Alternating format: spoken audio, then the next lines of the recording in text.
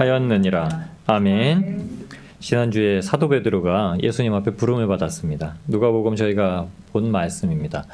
사도 베드로가 예수님의 부름을 받을 때는 예수님이 하나 관심도 없었어요. 예수님에 대해서요. 그 당시 유대 땅에 이스라엘 백성들에게 예수님이 얼마나 관심 있는 대상이셨냐면 예수님이 가는 곳마다 예수님의 이름을 부르려고 안진뱅이들, 소경들은 지나가는 이가 누구냐? 예수 오셨냐? 이렇게 찾고 있을 때예요. 예수님께서 가시는 곳마다 역사가 일어났던 거예요. 예수님께서 가시는 곳마다 죽은 자가 살아났고요. 병든 자가 고침을 받았고요. 귀신 들린 자가 정상으로 되었고요. 그 놀라운 일들이 계속 일어나고 사람들이 이전에 서기관들과 바리새인들, 그 율법 교사들에게 듣지 않았던 새로운 말을 듣고 율법 교사들이 늘 똑같은 얘기만 했었는데 예수님이 오셔서는 다른 말씀을 하시는 겁니다. 그들이 말씀하셨던 것보다 훨씬 풍성하게 말씀하시는 거예요. 그 풍성함이 무엇이었냐면 율법에 얽매이지 않았던 정말로 율법을 어떻게 지켜야 되냐, 율법 책을 들고 다니면서 여기에 쓰여있는 무엇을 지켜야 된다라고 하는 것이 아니라 그러면 이 율법 책을 너희 마음에 새겨라 라는 말씀을 주신 거예요. 그러기 위해서 무엇을 보게 하셨냐면요, 계속 죄만 얘기하시는 거예요. 회개해라, 회개해라, 세례받아라, 물로 세례를 받아라. 세례요한은 그렇게 얘기하죠. 나는 너희에게 죄 고백을 하기 위해서, 죄를 회개케 하기 위해서 물로 세례를 베푸나 내 뒤에 오시는 이는 불과 성령으로 세례를 베풀 것이니. 감당할 수 없, 자기는 그 내 뒤에 오는 이의 신들매, 신발끈을 묶을 만한, 신을 벗기고 발을 닦아주는 건 그 당시 종이 행했던 일들이거든요. 종만도 못하다는 거예요. 그걸 할 수 있는 조차 감당조차도 못하는 거예요. 그게 무엇이었냐면 너희가 가지고 있는, 너희가 하는 회개의 행위 자체가 아니라 예수님께서 오시면 너희가 가지고 있는 모든 죄를 그냥 사하여 주신다라는 거예요. 저희가 주님 앞에 회개해서 저희가 용서받은 게 아니라요, 저희가 주님 앞에 부름을 받아서 회개할 수 있는 길을 열어주셨다는 겁니다. 여러분, 우리가 예배당 안에 와서, 교회 안에 와서 회개하고 주님을 만나는 것 밖에는 길이 없습니다. 우리가 교회 밖에서 주님을 만날 수도 있어요. 그러나 교회 밖에서 아무리 혼자 나는 예수 믿습니다, 나는 예수님 믿습니다, 나는 성경도 보고요, 나는 혼자 예수님만 믿고 잘 살아갈 수 있습니다 라고 말해도 안 된다는 겁니다. 분명한 이유로 그것을 왜요? 어떤 삶이 그리스도인 안에게 주어졌는지 교회를 통해서 끝까지, 처음부터 예수님이 오셨던 2000년 전에부터 왔었던 삶이 지금까지도 이어지게 두셨다는 겁니다. 그럼 오늘 사도 베드로가 처음 주님 앞에 부름을 받았을 때 예수님은 아무 상관도 없다. 저 예수라고 부르지만 예수님과 저 아무 상관없던 사람입니다. 27살 되기까지 26년 동안 예수님과 아무 상관없었던 사람입니다. 그리고 한 14년, 15년 동안 예수님은 알았다고 하지만 예수님께서 다 저를 부르셔서 회개케 하시는 이유와 성령님께서 저를 인도하셔서 회개의 자리로 부르셔서 하나님의 역사가 무엇인지 나타나게 하신 것과 아무 상관없이 살았다는 겁니다. 여러분, 그게 교회에 다니는 사람입니다. 그걸 우리가 누구라고 부르면 교인이라고 부릅니다. 교회 다니는 사람, 단순히 교회 다니는 사람, 교회에서 예수님을 만나고 교회에서 성령님을 만나고 교회에서 하나님의 은혜와 하나님의 계획과 하나님의 뜻이 무엇인지 들은 사람이 아니라 교회에 다니는 사람. 그러나 우리가 그렇게 얘기하지 않습니다. 여러분, 교인은 성도가 되어야 됩니다. 교인은 반드시 거룩한 자가 되어야 됩니다. 거룩한 무리가 되어야 되고요, 거룩한 길을 걷는 자가 되어야 됩니다. 그렇게 되기 위해서 사도 베드로가 3년 반 동안 예수님 따랐습니다. 3년 반의 결과가 무엇이었냐면 마지막에 예수님한테 저주를 퍼붓는 일이었습니다.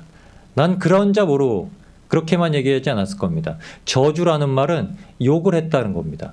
형제에게 라가라 하는 자는 어떻게 된다고요? 지옥불에 떨어진다고요. 그렇게 욕을 했을 정도였다라는 거예요. 베드로가요. 왜요? 나 살라고요. 나 살라고요. 주님께서 3번이나 말씀하셨습니다. 내가 죽고 부활할 거야. 내가 죽고 부활하리라. 내가 죽고 부활하리라. 너는 나의 그 어려운 길을 따라야 한다. 내가 너희에게 오는 것은 평안과 가정마다 화평과 평안을 주려고 온 것이 아니다. 그럼 어떻게 해요? 믿는 자와 믿지 아니하는 자의 분쟁과 다툼과 하나님의 구별 가운데 그렇게 따르게 하기 위해서. 그럼 마지막 때 어떻게 되냐면 예수님을 붙드는 사 가지고 나와야 되는데 그 삶을 위해서 부르셨다라는 겁니다. 근데 베드로가 3년 반 동안 할 수 있었던 일이라고는 예수님 앞에서 누가 큰가? 저희는 어떻게 되는가? 내 두 아들을 주님께서 그 보좌에 앉으실 때 하나는 우편에 하나는 좌편에 앉게 하여 주시옵소서라고 했더니 저 두 명이 뭐라고? 저까지 것들이 주님 앞에 나와서 저런 부탁을 하냐고 분내던 11명의 제자 중에 한 명이었죠. 그 중에서도 12명의 제자 중에 가장 성격이 괴팍하고 포악한 3명 중에 2명이 자기를 보좌 앞에 앉아달라고 하니까 남은 한 명이 누구예요? 포악하게 남은 베드로 한 명이 이제 10명 가운데 극히 분을 내는 거죠. 저런 나쁜 놈들 여태까지 내가 형제자매라고 야고보와 요한 같이 다니고 맨날 기우물도 같이 걷고 그랬는데 저것들이 나를 배신하고 지 둘만 주님의 보좌 우편 주님의 보좌 좌편에 앉겠다고 그러더라. 이랬던 베드로가 오늘 하나님께서 정말 예수님께서 부르셨던 것이 무엇인지 오늘 저희에게 보여주십니다. 그게 뭐라고요? 성령님을 받은 사건입니다. 오늘 베드로가 성령을 받고 나서 예수님께서 말씀하신 대로 오순절에 사건이 일어납니다. 오순절 마가의 다락방 사건이 일어나요. 거기서 성령을 받고 나서 놀랍게 역사되어지고 바뀐 것이 무엇이냐면 14절부터 시작되는 말씀이 이겁니다. 베드로와 11사도가 같이 서서 소리를 높여 가로되. 그들이 뭐라고 했는지 아세요?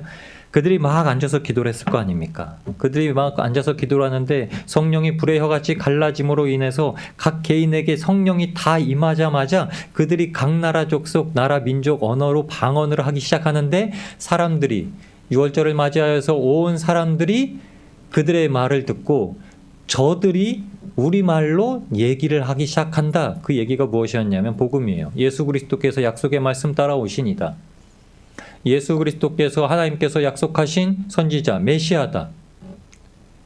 예수 그리스도를 믿는 자는 어떻게 해요? 그 성령을 부어준다고 약속하셨고 그 성령을 부음받은 대로 예수님의 이름을 부르는 자에게는 구원을 주신다.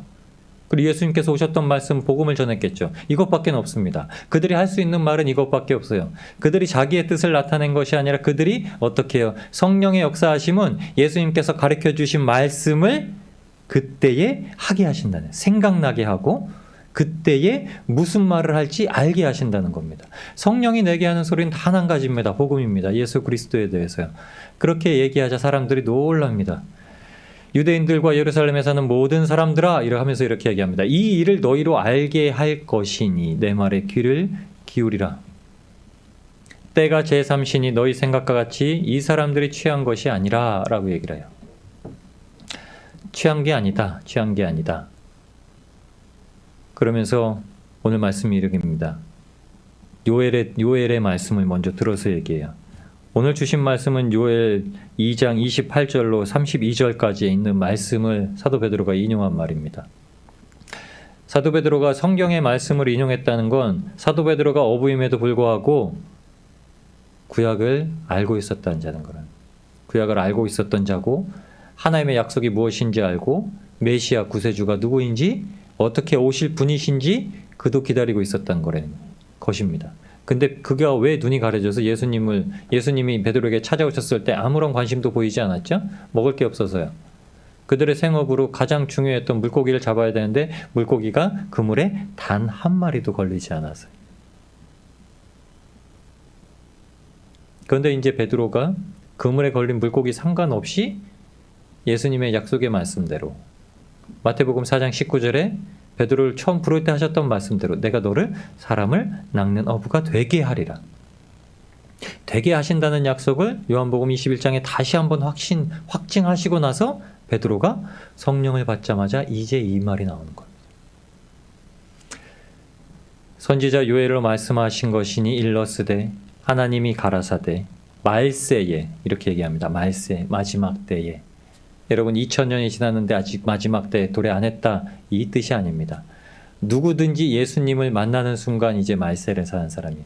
말세는 지구가 멸망하는 날을 뜻하는 것이 아니라 말세는 마라나타 예수 그리스도께서 다시 오시는 날을 기다리게 하신다는 겁니다.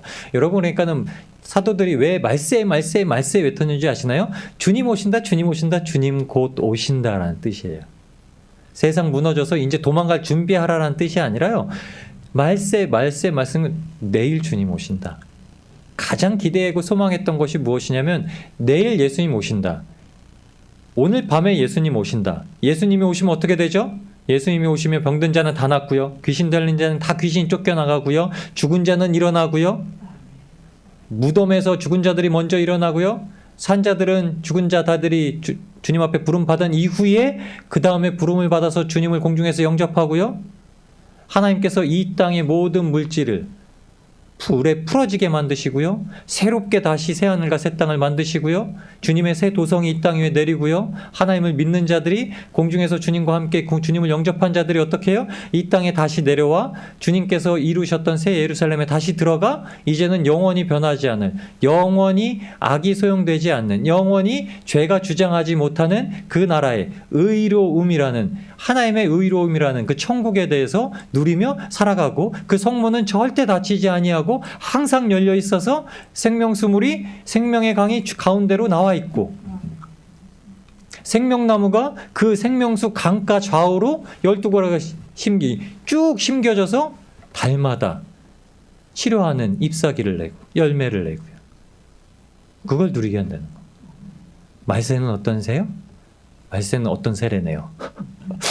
말세는 어떤 때요? 말세는 가장 행복한 때입니다.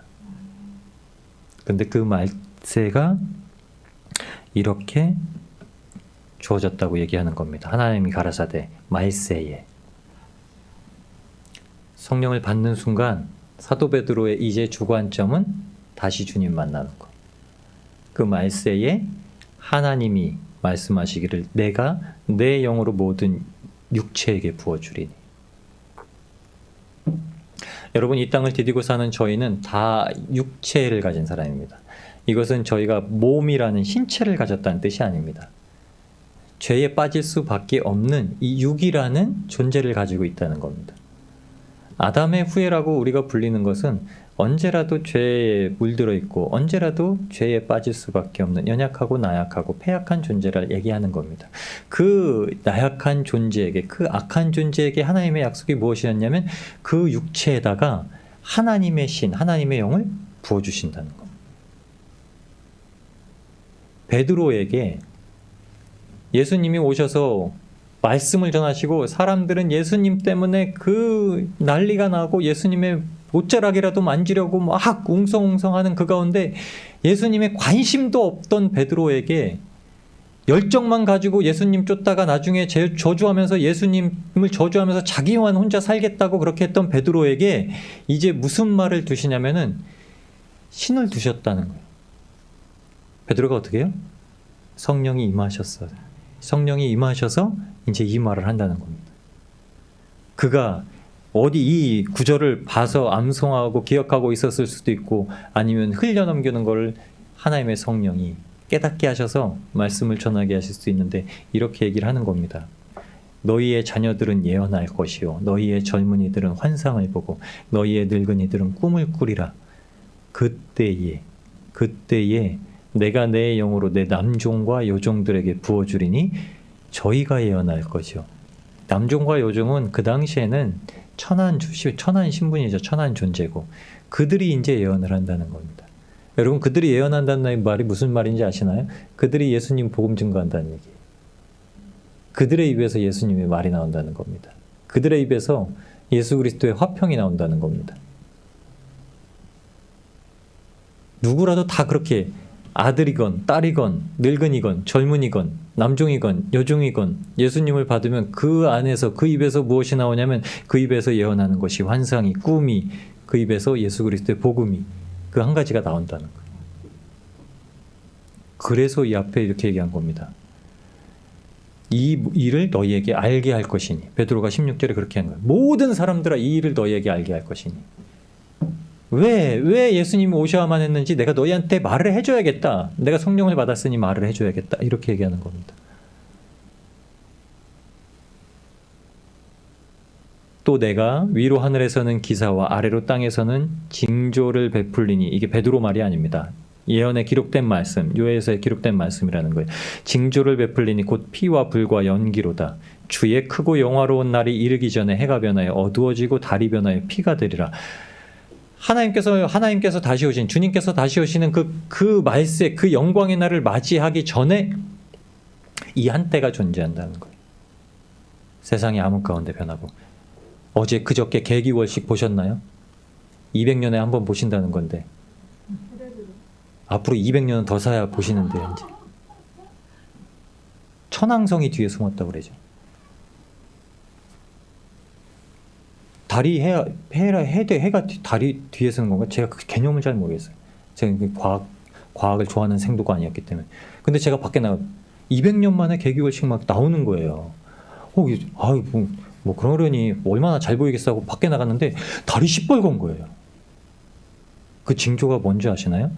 해가 변하여 어두워지고 달이 변하여 피가 되리라. 그래서 제가 제 아내한테, 사모한테 그랬어요.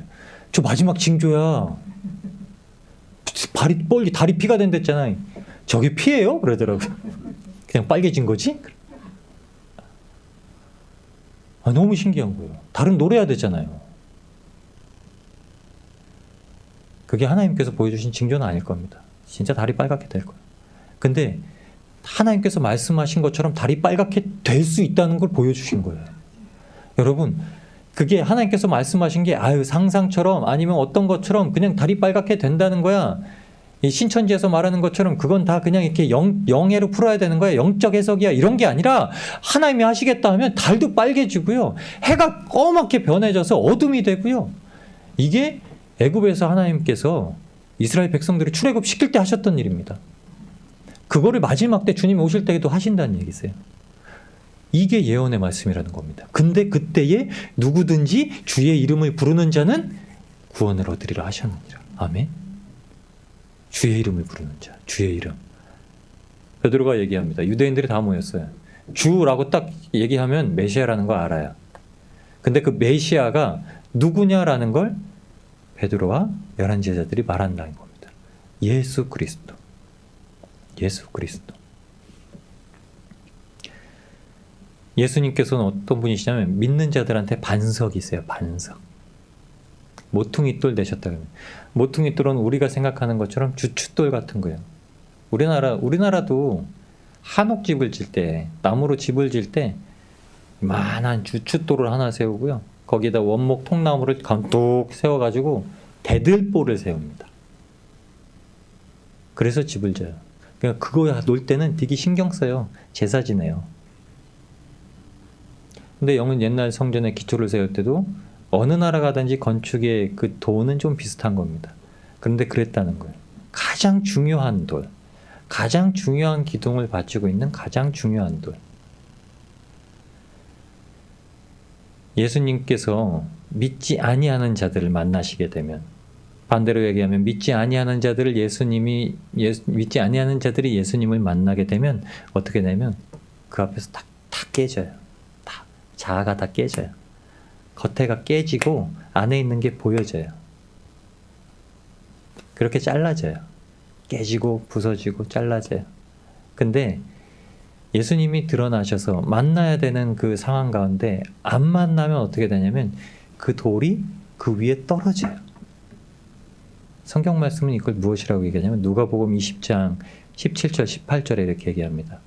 저희를 보시며 가라사대 그러면 기록한 바 건축자들의 버린 돌이 모퉁이의 머릿돌이 되었느냐 함이 어찌민고 무릇 이 돌 위에 떨어지는 자는 깨어지겠고 이 돌이 사람 위에 떨어지면 저를 가루로 만들어 흩으리라 하시니라. 아멘. 제가 보기에 이 말씀은 주님께서 만나셨을 때는 주님 주춧돌 위에 떨어져야만 해요. 그 주춧돌 위에 떨어져서 밀알이 돼야 되고요. 주추가 돼야 되고요. 그래야 그 안에서 기둥을 삼아 살 수가 있습니다.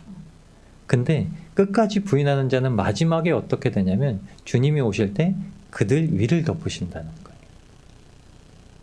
여러분, 아무리 씨앗이라도 커다란 바위 밑에 깔려 있으면 그 씨앗은 열매 맺을 수가 없습니다. 그러니까 이렇게 표현하신 거예요. 저를 어떻게 해요? 가루로 만들어서 흩트리라. 저가 가지고 있는 모든 소망이 없어지게 하리라. 이 세상에 누구도 예수님의 이름을 피할 수 없습니다. 누구도 예수님의 이름을 피하지 못해요. 예수님께서 이것은 우리에게 은혜로 주신 것입니다. 우리에게는 은혜로 주셨지만 예수 그리스도의 이름을 믿지 아니하는 자들에게도 하나님의 계획 안에서 그들이 마땅히 받아야 될 그 일들에 대해서 주신 거예요. 누가복음 20장 5절에 서기관들과 바리새인들이 어떻게 해야 되냐면 예수님을 잡아야 되잖아요. 그러니까 예수님을 그들이 잡아야만 하는 이유는 시기예요. 그러니까 그들은 어떤 꾀를 짜서 내서 예수님을 꼭 잡고 싶은 거예요. 이유가 없어요. 뭐냐면 시기고 질투고, 예수님은 자기네가 하지 못한 일을 하고 예수님은 내가 가르쳐야 될 사람들에게 더 이상한 것을 가르치고 사람들은 저를 따르고 자기들의 위상은 떨어지고, 이게 이유예요. 그래서 누가복음 20장 5절에 이렇게 얘기합니다. 저희가 서로 의논하여 가로되 만일 하늘로서라면 어찌하여 저를 믿지 아니하였느냐 할 것이요. 이게 무슨 말이냐면 예수님께서 물어보신 거예요. 예수님한테 하늘에 막 얘기를 하니까 예수님이 그럼 내가 먼저 네가 그리스도냐 한번 물어보니까 내가 대답해 주리라. 그럼 먼저 이 말에 대답해라. 그 세례 요한이 온 것이 하나님의 뜻이냐 사람의 뜻이냐 이렇게 얘기한 거예요. 하나님의 뜻이라고도 말도 못하겠고 사람의 뜻이라고도 말도 못하겠는 거예요. 하늘로서 왔다라고 하면 왜 안 믿었냐고 얘기할 거고, 사람이라고 하면은 세례 요한을 따르는 무리들이 반동을 일으킬 것 같은 거예요. 그러니까 어떤 말로도 대답을 못 하겠는 거예요. 이들은 그냥 잡고 싶은 거예요. 그러니까 예수님도 대답을 안 해주세요. 너희는 그 말도 대답 못하냐? 당연히 하나님께서 주신 건데. 당연히 하나님께서 주신 건데 왜요? 믿지 않기 위해서. 예수님을 안 믿으려고 고백을 안 하는 거예요. 예수님을 안 믿으려고 하나님의 고백을 안 하는 거예요. 여러분, 저희가 예수님의 이름을 부르면서도 예수님의 이름대로 예수님께서 주신 대로 말씀대로 못 사는 이유가 뭔지 아시나요? 우리 마음속에 있는 죄는 자꾸 하나님을 안 믿으려고 해요. 예수님을 안 믿으려고 해요. 예수님이 나에게 말씀하셔서 역사가 일어나시면 이루어지는데도 불구하고 내 안에 있는 죄는 믿지 마 안 돼! 라고 하시는 거예요. 내 안에 있는 게 그래요. 우리 안에 있는 죄가 하지 마, 믿지 마, 열지 마, 듣지 마, 보지 마. 바리새인들과 사두개인들이 그랬다는 거예요. 그래서 예수님은 절대 못 피하게 하신다는 거예요. 예수님의 이름은 그냥 오신다는 거예요. 그래서 딱 한 가지로 진술하십니다. 누구든지 주의 이름을 부르는 자는, 예수의 이름을 부르는 자는 구원을 얻으리로다. 여러분, 근데 이거는 딱 시작입니다. 시작, 출발. 미리 보기 3분이에요. 이게 그리스도인의 인생 가운데 돈 안 내면 미리 보기 3분하고 끝나는 거 아시나요? 1시간 30분짜리 영화가 돈 안 내면 빰빰빰빰 하면서 인트로가 막 시작돼서 그게 1분 30초예요. 저는 3분 미리 보기라고 하면 이렇게 중간 줄거리라도 보여줄 줄 알았더니 빰빰빰빰 하면서 뭐 이렇게 앞에 이상한 거 광고 같은 거 1분 30초 가다가 막 주인공이 나오는 것 같은데 딱 끊어지더라고요. 여러분, 주의 이름을 부르는 자, 주의 이름만 딱 제가 예수님 믿습니다라는 건 미리 보기예요. 우리 인생의 미리 보기입니다. 사도 베드로가 미리 보기를 3년 반 동안 했어요. 예수님 따라다니면서요. 예수님이 하시는 일도 보고요. 그때 당시에 제자들이 본 거는 정말 놀라운 일들입니다. 지금도 그런 일을 얼핏 보시는 사람들도 있어요. 경험하는 분들도 계시고요. 선교지에서 건 하나님의 복음의 역사가 이루어지는 곳에서 그런 일들이 이루어집니다. 그러나 그가 주가 되는 것은 아닙니다. 그것은 단지 한 방편이에요. 예수 그리스도의 이름을 믿어라 하는 방편일 뿐입니다. 이제 성령님께서 우리의 육체에 부음바 되셨습니다. 육체에 부음바 되셨으면 어떤 역사가 일어나냐면 베드로가 지금부터 행하게 되는 사도행전 3장, 4장, 5장 넘어가면서 행하게 되는 놀라운 일들을 보게 되는 거예요. 디모데후서 1장 7절에서 10절까지는 이 말씀을 주십니다. 하나님이 우리에게 주신 것은 두려워하는 마음이 아니요 오직 능력과 사랑과 근신하는 마음이니. 여기서 근심하는 마음이라는 것은 아주 생각해보는 마음이에요. 원래 절제라는 뜻을 가지고 있는데 성령의 열매인 절제랑은 다른 단어를 사용합니다. 근신하다는 건, 절제한다는 건 내 생각을 배제하고 이것이 무엇인가라고 곰곰이 생각해보는 거예요. 그러니까 주님의 능력이 나타나고 주님의 사랑이고, 그리고 주님에 대해서 끊임없이 생각하는 마음을 주시는 거예요. 이게 성령이 주시는 마음입니다. 두려워하는 마음이 그 마음을 주시는 거예요. 그러므로 내가 우리 주의 증거와 또는 주를 위하여 갇힌 자 된 나를 부끄러워 말고 오직 하나님의 능력을 쫓아 복음과 함께 고난을 받으라. 사도 바울이 아들 같은 디모데에게 이렇게 권면을 합니다. 갇힌 나를 부끄러워하지 말고, 갇혔으니까 베드로가 예수님을 부인했던 것처럼 갇힌 자와 이제 내가 아무 상관없다라고 여기는 것이 아니라, 너는 잘 생각해보고 예수님께서 하신 말씀을 한 번 더 상고해보고 나와 같이 하나님의 능력만 쫓아서 복음을 붙들고 고난을 받아라, 이렇게 권면을 하는 거예요. 하나님이 우리를 구원하사 거룩하신 부르심으로 부르심은 우리의 행위대로 하심이 아니요 오직 자기 뜻과 영원한 때 전부터 그리스도 예수 안에서 우리에게 주신 은혜대로 하심이라. 아멘. 우리에게 주신 대로 하나님이 지금 그냥 하고 계시다는 거예요. 하나님이 그냥 역사하고 계시다는 거예요. 그래서 이제는 우리 구주 그리스도 예수의 나타나심으로 말미암아 나타났으니 저는 사망을 패하시고 복음으로써 생명과 썩지 아니할 것을 드러내시느니라. 아멘. 이렇게 사도 바울이 얘기한 겁니다. 복음에 대해서 얘기한 거예요. 사도 베드로가 겪었던 것을 사도 바울도 똑같이 겪어서 알고 있었고, 그것을 디모데에게 이렇게 전해주면서 네가 겪게 되고 네가 맞이하게 되고 네가 경험하게 될 성령님은 이거야 라고 얘기한 겁니다. 누구든지 주의 이름을 부르는 자는 구원을 얻으리다 라고 로마서 10장 13절에 사도 바울이 얘기했습니다. 예수님의 이름을 부르면 구원을 받습니다. 예수님의 이름을 부르면 구원을 받습니다.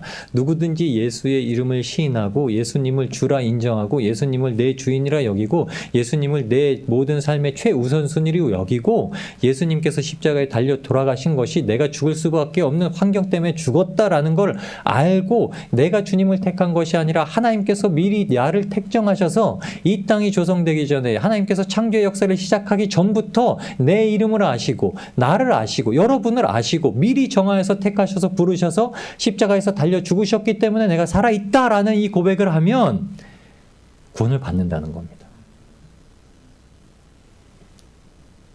그런데 이 구원 받았다는 건, 성령을 받았다는 건 디모데후서 2장 19절 사도 바울에게 그 이야기를 들었던 디모데에게 다시 한번 사도 바울이 얘기하는 것처럼 그러나 하나님의 견고한 터는 섰으니 인침이 있어 일렀으되 주께서 자기 백성을 아신다 하며 또 주의 이름을 부르는 자마다 구원을 받는다는 것이 아니라 주의 이름을 부르는 자마다 불의에서 떠날지어다 하였느니라. 아멘. 주의 이름을 부르는 자는 누구라고요? 불의에서 떠난 자, 불법에서 떠난 자, 죄에서 떠난 자. 왜요? 주의 이름을 부르는 자는 주의 부름을 받은 자입니다. 주의 부르심에 합당하게 응답한 자예요. 그러면 예수님께서 하신 일이 죄를 도말하신 일, 죄를 도말하시고 나서 하나님께서 행하신, 예수님께서 행하신 그 십자가의 의를 주시는 일을 하신 겁니다. 그러니까 불의를 저지를 수가 없어요. 그런데 우리는 육신이 연약하기 때문에 에베소서 2장 1절에 뭐라고 하죠? 우리의 죄와 허물이라고 우리가 고백을 하죠. 사도 바울도 그렇게 고백을 합니다. 근데 그것조차도 주님께서 다 도말하셨다는 얘기입니다. 죄가 도말됐다는 것은 도말되었기 때문에 그냥 그렇게 살아가도 된다는 구원파가 아니에요. 지금 구원파가 이스라엘에서 또 활동한다고 합니다. 미치고 환장을 노리시죠. 한 번 받았으면 그 구원 영원하다는 거예요. 그러니까는 어떻게 살든지 상관없다고 말하는 게 구원파예요. 구원 받았으니까 구원 하나면 끝난다는 게 구원파예요. 여러분, 우리가 구원 받았다는 사실이 얼마나 소중하고 귀하고 역사적이고 하나님 편에서 완벽한 일인데도 불구하고 그것을 사람의 의지로 말미암아, 사람의 부적절한 생각과 사람의 하나님의 부인하는 생각으로 말미암아 아주 더럽고 추악하게 만들어 놓은 거예요. 구원파가요. 그 구원파가 이스라엘에 지금 복음이 전해지기 시작하니까 거기서 어떻게 슬그머니 쫓아 들어온 거예요. 예수님의 이름을 붙들고 지금 마지막 땅이라고 생각하는 이스라엘에 가서 그 구원 사역을 하는 곳에 은근히 발을 디뎌서 또 그 이단이 활동을 하고 있는 겁니다. 그게 아닙니다. 한번 구원받은 자는, 누구든지 주의 이름을 부르는 자는 불의에서 떠나라, 이렇게 얘기한 겁니다. 여러분, 그러니까는 저나 여러분이나 불의에서 떠난 존재예요. 어둠에서도 떠났고요, 죄에서도 떠났고요, 두려움에서도 떠났고요, 소망 없던 것에도 떠났고요. 이사야서 26장 12절 13절에 이사야가 이렇게 예언을 합니다. 여호와여, 주께서 우리를 위하여 평강을 베푸시오리니 주께서 우리 모든 일을 위하여, 우리를 위하여 이루심이니이다. 이사야가 이렇게 얘기합니다. 주께서 우리를 위하여, 주께서 우리를 위하여 그렇게 하십니다 라고 고백을 합니다. 여호와여, 우리 하나님이시여, 주 외에 다른 주들이 우리를 관할하였사오나 우리가 주만 의뢰하고 주의 이름을 부르리이다. 아멘. 다른 주들이, 다른 신들이, 우상들이 우리를 주관하는 삶을 우리가 살았었는데, 주님께서 우리를 위해서 십자가에 달려서 죽으시겠다고 오셔서, 주님께서 우리를 위해서 십자가에 달려 죽고 부활하시고, 주님께서 우리를 위해서 우리의 이름을 부르셨기 때문에 우리에게 우상을 섬기지 말라 하셨기에, 이제 우리를 주관하던 우상에서, 우리를 주장하던 공중권세 잡은 자에게서, 우리를 주장하던 악과 어둠의 세력에게서 벗어나서 우리가 이제는 주만 의뢰하고 이 뜻이 주의 이름을 부르리이다. 다 떠나서 이제 주님만 본다. 다 떠나서 주님만 본다는 게 주의 이름을 부른다라는 겁니다. 베드로가 이렇게 주님의 이름 부른 겁니다. 성령님께서 육체에 부어지니까, 성령님께서 우리 육체에 부어지니까 무엇을 했냐면 베드로가 주님만 보였다는 겁니다. 제 베드로는 참 성격 괴팍하고, 베드로는 참 질투 많고, 이렇게 제가 자주 고백하거든요. 이렇게 말씀 나누면서 하거든요. 베드로가 되게 싫어할지도 모르겠어요. 하늘에서 보면 왜 자꾸 나만 갖고 그랬냐고 얘기할 수도 있을 것 같아. 근데 어쩔 수 없습니다. 하나님께서 그렇게 쓰임받는 도구가 되라고 성경에 기록하셨는데, 그럼 말해야죠. 또 그 얘기 해야겠네요. 베드로가 어떤 사람이었냐면, 오늘 이 기록에 주의 이름을 부른다는 것, 성령으로 말미암아 주의 이름을 불렀다는 베드로의 고백이 베드로의 이 변화된 사건을 얘기해 주는 겁니다. 베드로가 요한복음 21장 20절, 22절에 보면 베드로가 이제 예수님께 3번이나 부름을 받잖아요. 베드로야 사랑하니? 베드로야 너 나를 사랑하니? 베드로야 너 나를 사랑하니? 베드로야 너 나를 사랑하니? 여러분, 진짜 하나님이 저한테 너 날 진짜 사랑하냐? 너 날 진짜 사랑하냐? 너 날 진짜 사랑하냐? 제가 기도하고 있을 때 정말 주님 사랑합니다. 사랑합니다. 사랑합니다 하는데 주님이 갑자기 그 물음을 하신다면, 그 질문을 던지신다면, 네, 주님 사랑해요. 사랑하죠. 근데 또 사랑하냐? 사람이 사람한테도 반문을 하는 게 어떤 의미냐면, 내가 아직 실감을 못해, 내가 아직 믿지를 못해 라는 뜻으로 반감으로 다시금 질문을 하는 겁니다. 나 사랑해? 나 사랑해? 자꾸 물어보잖아요. 나 사랑해? 사랑해? 물어보는데 사랑해? 사랑해? 이렇게 대답해 주면 어떻게 하죠? 나 사랑해? 사랑해? 묻다가 사랑하는 사람의 말투냐고 이렇게 나오잖아요. 말이.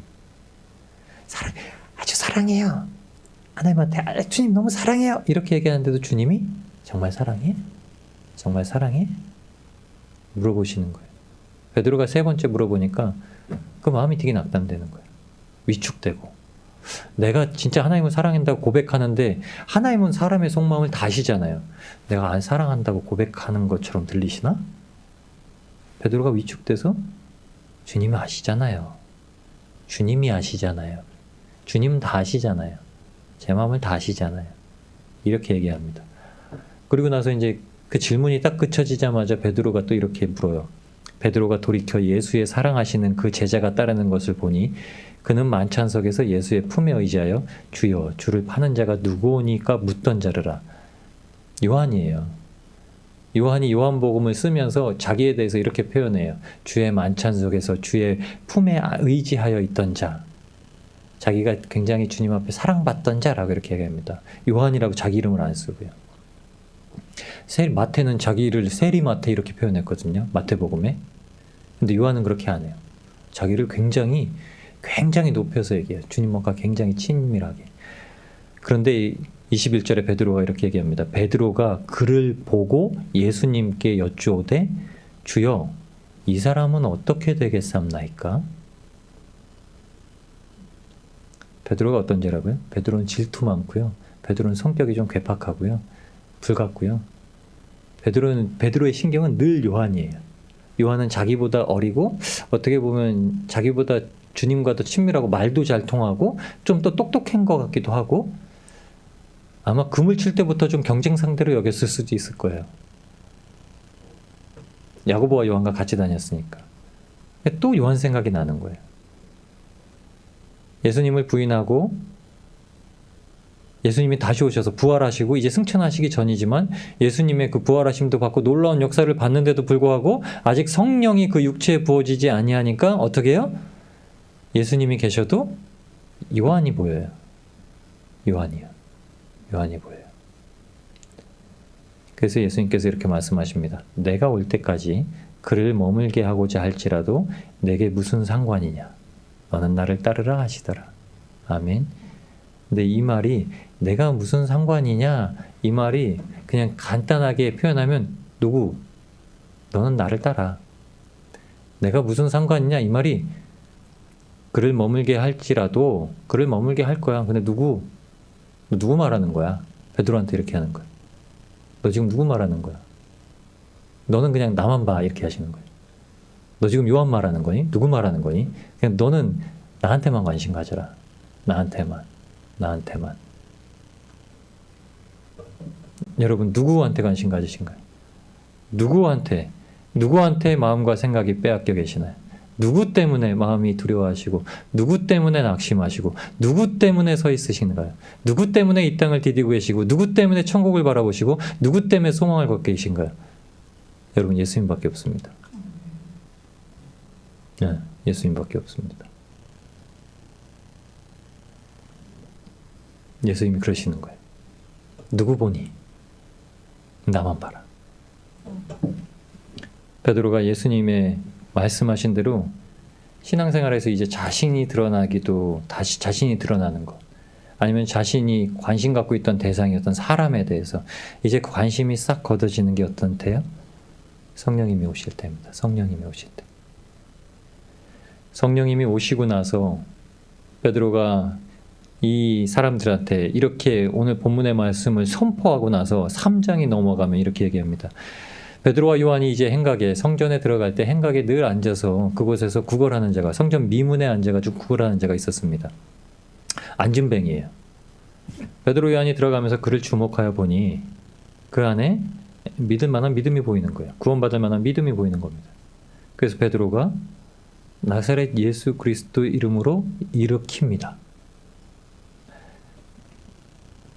날 때부터 안진병이었고 늘 안진병이 여기 있어서 여기에 구걸하고 사람들이 옮겨다 주고 돈을 구걸하면 다시 사람들의 집으로 데려다 주고 그 구걸한 돈 가지고 밀가루도 사고 기름도 사가지고 빵을 먹는 존재인 사람이 갑자기 일어나서 날뛰고 성전에 들어가서 뛰어다니고 베드로 주위에서 그 막 내가 나왔다고 얼마나 자랑을 했겠습니까? 그러자 그 주위에 사람들이 막 모입니다. 웅성웅성 모입니다. 그러자 베드로가 얘기합니다. 3장 12절에 베드로가 이것을 보고 백성에게 말하되 이스라엘 사람들아 이 일을 왜 기이히 여기느냐 우리 개인의 권능과 경건으로 이 사람을 걷게 한 것처럼 왜 우리를 주목하느냐. 아멘. 베드로가 사람들한테 잘나 보이고 싶고 저거 어떻게 되는지 궁금했던 자가 베드로가 이제 뭐요?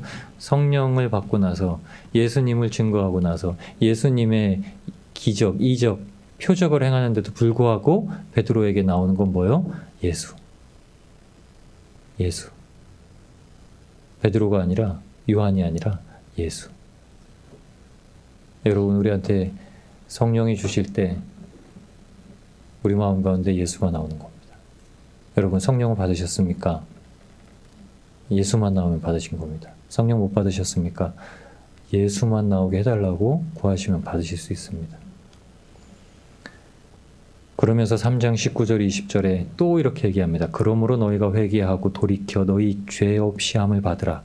이같이 하면 유쾌하게 되는 날이 주 앞으로부터 이를 것이요 또 주께서 너희를 위하여 예정하신 그리스도 곧 예수를 보내시리니. 아멘. 베드로가 무엇이라고 얘기했냐면 너희 이제 회개하고 죄 없이 함을 받아라. 돌이켜서 죄 없이 함을 받으라.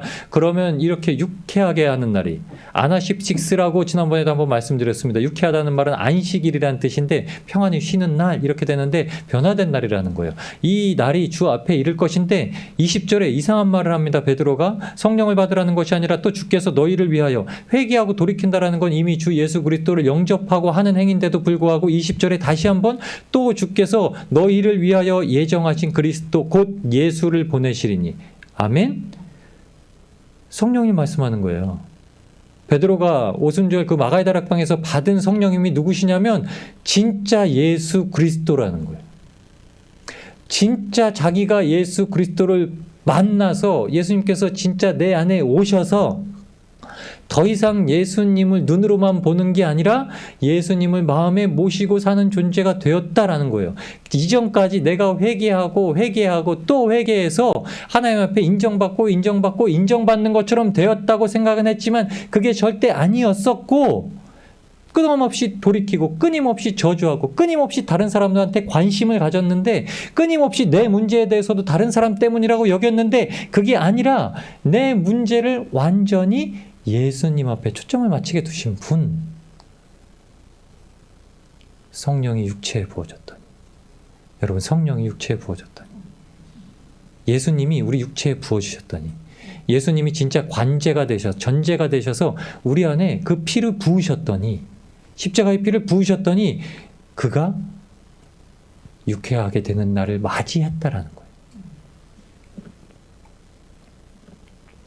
베드로가 만난 예수님이 이제부터 자신이 죄인이었다는 걸 깨닫게 하셨던 그 배 위에서의 사건, 그 앞에 부인한 것을 이제 용서하신 주님이 아니라 이제 구원받아서 베드로를 변화시키는 예수님.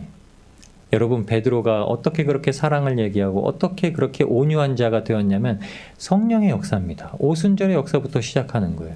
이때부터 베드로가 이제 정말 괴팍한 자가 아니라 사랑의 사도가 된 거예요. 베드로도 그렇고 요한도 그렇고 사랑의 사도가 된 겁니다. 무엇 때문에요?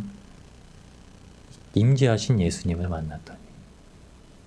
십자가에 달려 죽으시는 예수님을 보았는데도 불구하고 부활하신 예수님을 보았는데도 불구하고 안 됐던 그 예수님을 약속하신 대로 어떻게 해요? 기도해서 성령님을 받았더니. 여러분 기도한다고 성령님을 받는다는 의미는 아닙니다.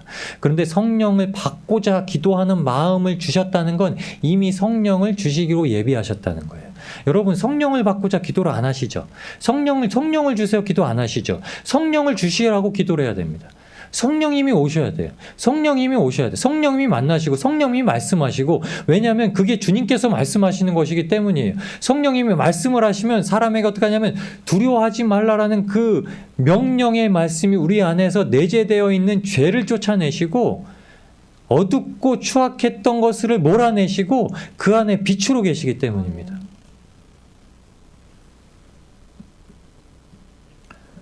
사도 바울에게 다메섹 도상에서 오셨던 그 예수님이 베드로에게도 똑같이 오셨던 거예요.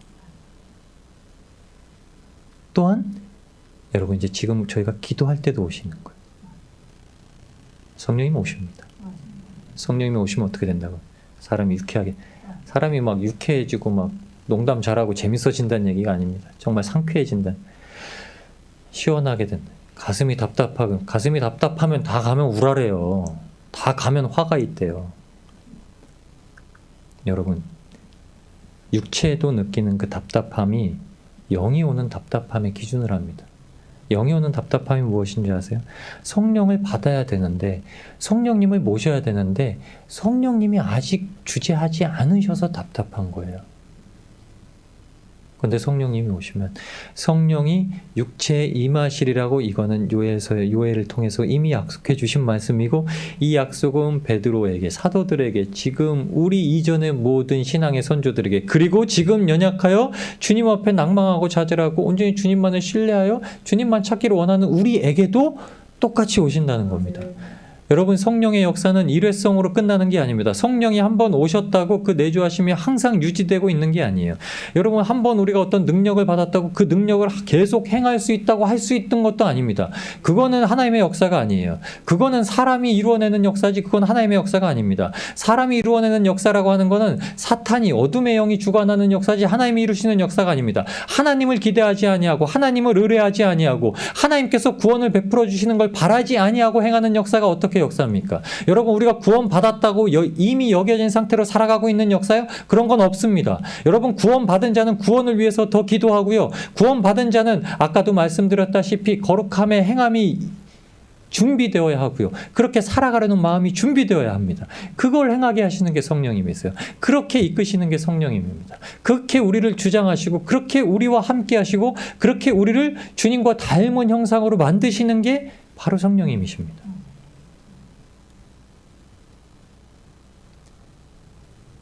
오늘 저는 그 성령님이 우리 육체에 다 부어주셨음을 압니다. 왜냐하면 제가 말씀드렸잖아요. 미리 보기 3분 시작했다니까요. 1시간 50분까지 보시려면 이제 결제를 하셔야 돼요. 결제를 한다는 뜻은 우리가 할 수 있는 모든 걸 낸다고 해서 어떤 선행의 공로를 뜻하는 건 아닙니다. 결제를 한다는 것은 문을 연다는 의미예요. 여러분, 주님은 우리에게 오픈하는 이게 열쇠를 주신 거죠.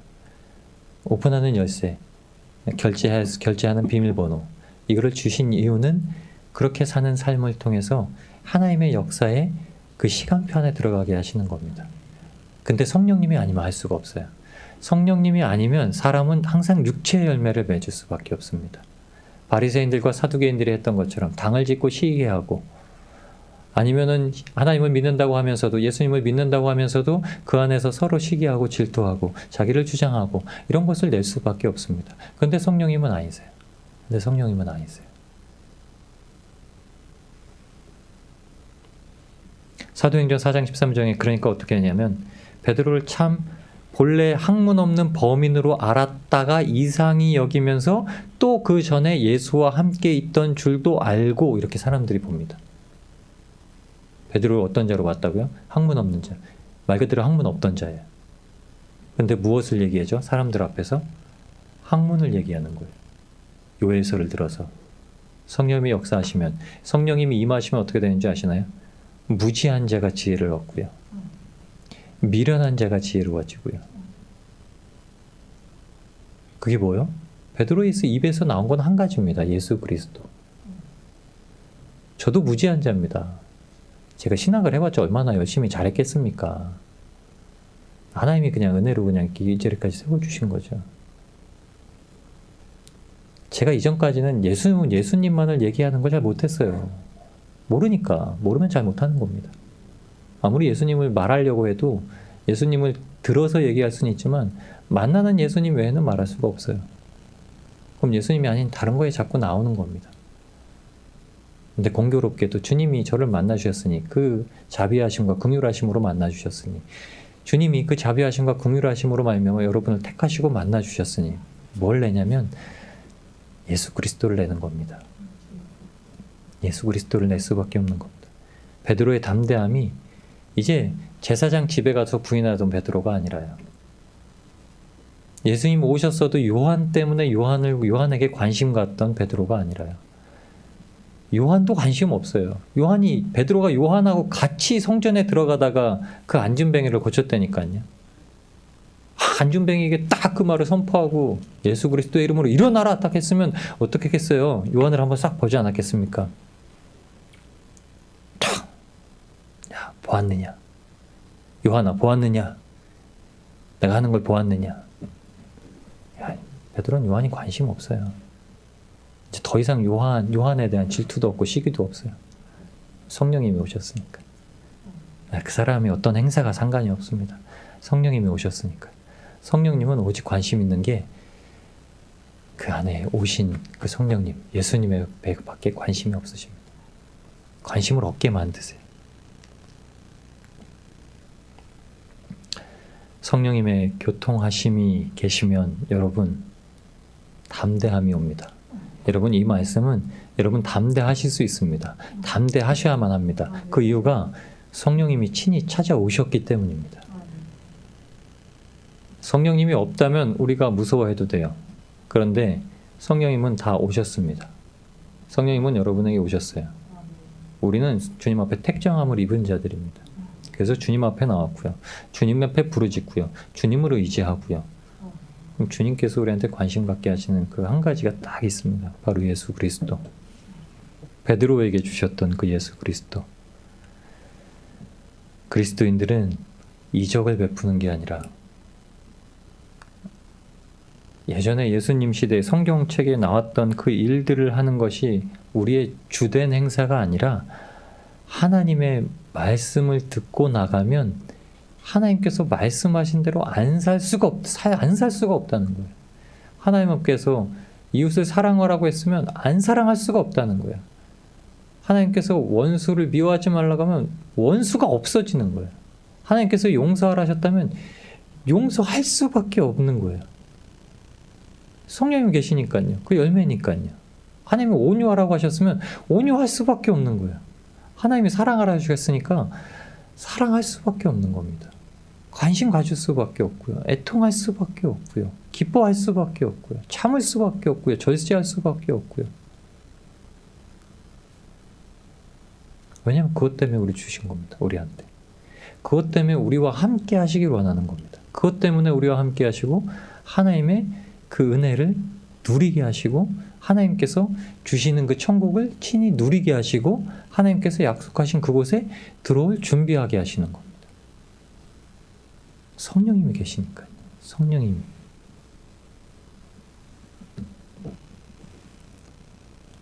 그런데 이게 이렇게만 행사가 끝나는 게 아니라 끊임없이 기도했다는 거예요.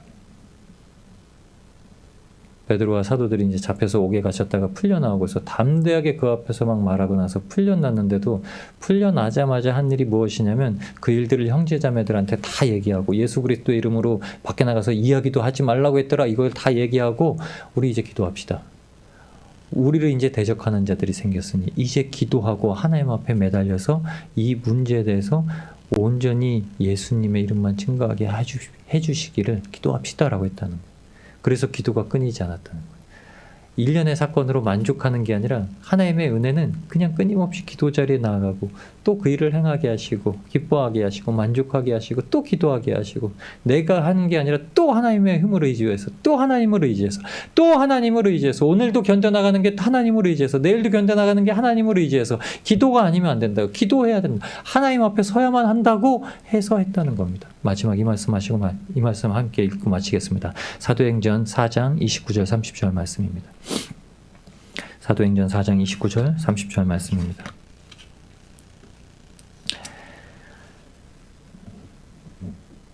함께 읽겠습니다. 주여 이제도 저희의 위협함을 하감하옵시고 또 종들로 하여금 담대히 하나님의 말씀을 전하게 하여 주옵시며 손을 내밀어 병을 낫게 하옵시고 표적과 기사가 거룩한 종 예수의 이름으로 이루어지게 하옵소서 하더라. 아멘.